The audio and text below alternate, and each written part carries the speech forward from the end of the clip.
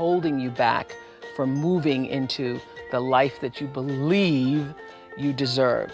What I know is if you're not looking at the shadows, if you're not looking at what is subconsciously running through the tape in your mind, telling yourself you're not good enough, you're not worthy enough, you're not smart enough, you're not enough, which is a tape that's playing for a lot of people.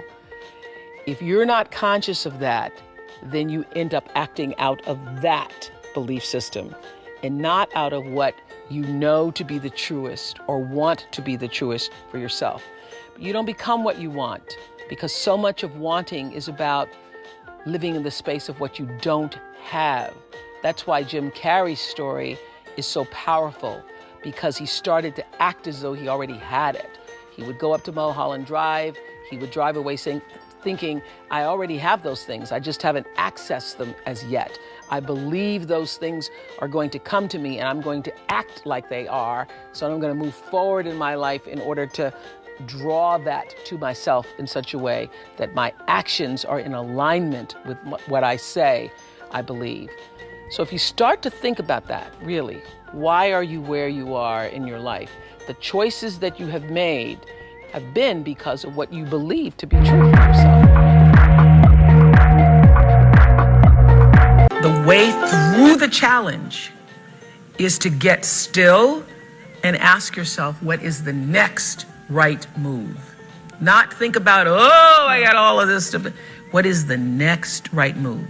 And then from that space, make the next right move and the next right move. And not to be overwhelmed by it, because you know your life is bigger than that one moment. You know you're not defined by what somebody says is a failure for you, because failure is just there to point you in a different direction. When you're in your little mind, in your little personality mind, where you're not centered, where you really don't know who you are, that you come from something greater and bigger, and that we really all are the same. When you don't know that, you get all flustered. You get stressed all the time, wanting something to be what it isn't. There is a supreme moment of destiny calling on your life. Your job is to feel that, to hear that, to know that.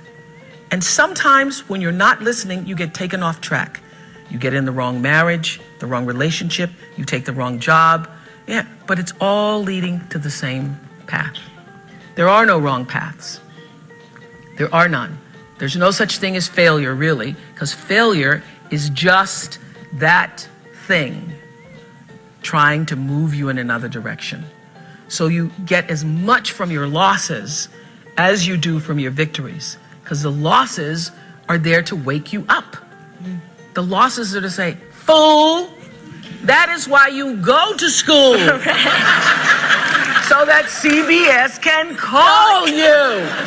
So when you understand that, you don't allow yourself to be completely thrown by a grade or by a circumstance, because your life is bigger than any one experience.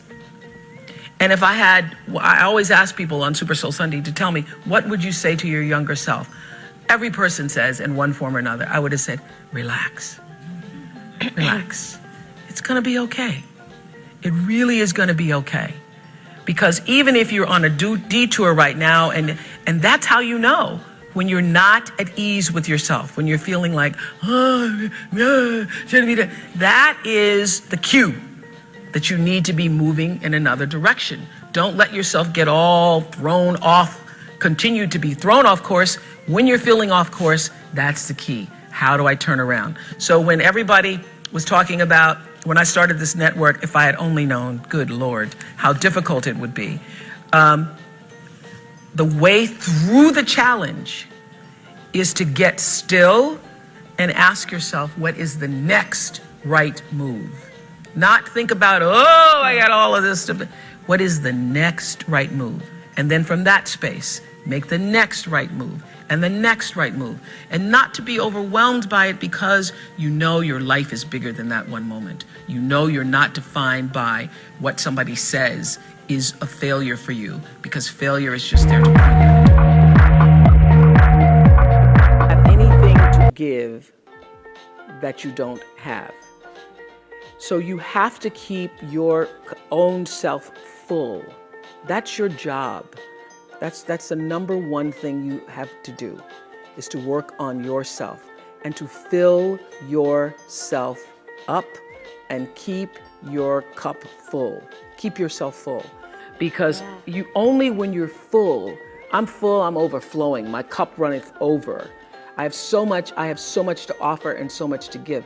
And I am not afraid of honoring myself. You know, it's miraculous. I think the only real, quest that we have in life is to keep your vibration high. Because I think all of us are like, we're all energy fields. Yes. Your energy, I'm fire. That's all we all are. That you cannot stay in a negative thought more than 17 seconds. No. 17 seconds, because if you stay in it longer than that, then you start drawing other negative. Because one negative thing leads to another. And she did, and I can't believe she said that. And then down you. I am the master of my fate. I am the captain of my soul. I am responsible for the choices that I make in my life. I am living the dream. And I want you to live the dream, because I'm not living the dream because I'm special. I'm living the dream because I was obedient to the call of the dream. What is the dream for you? What is God's dream for you? What does the Creator's dream hold for you? So often we spend our lives wishing and hoping and hoping and wishing and desiring things. This is what I know for sure. You don't get what you wish for. You don't even get what you hope for. You get what you believe.